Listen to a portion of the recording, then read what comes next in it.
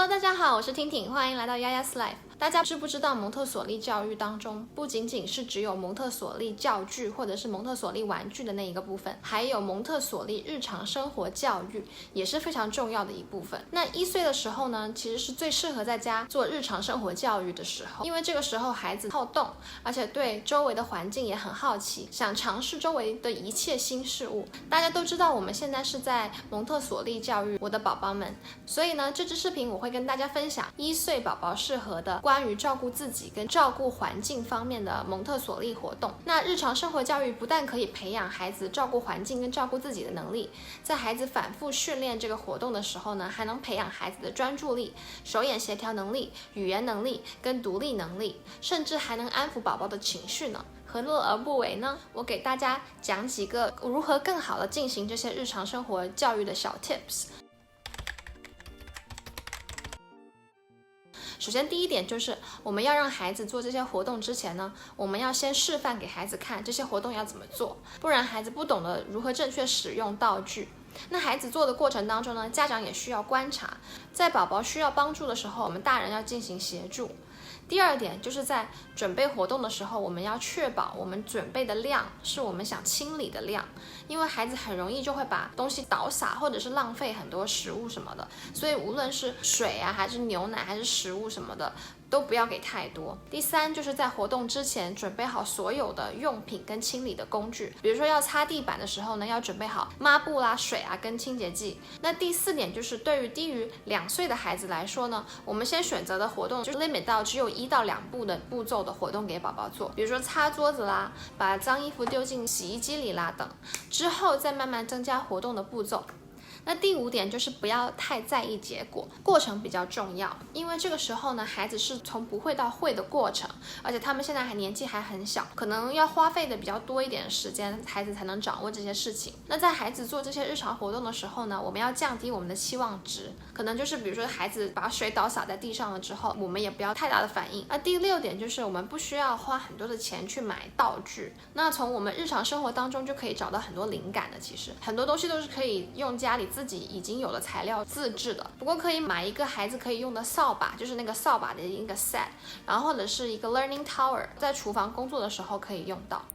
已经没有比现在这个时间更适合给宝宝做一个就是专属的洗手台了。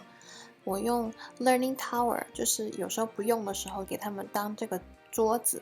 因为我平时都不怎么需要用到 learning tower，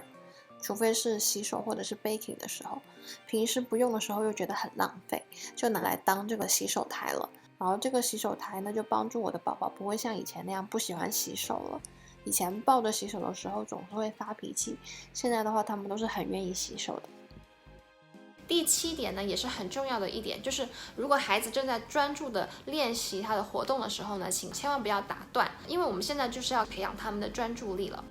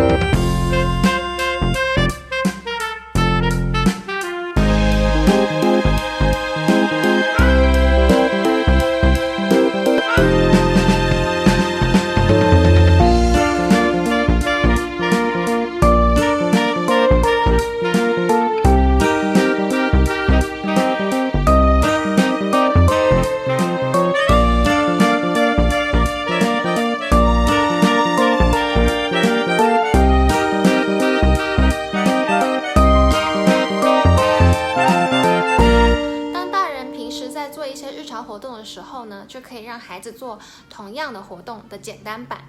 或者是也可以每天抽一个特定的时间，让孩子做一个日常家庭的活动。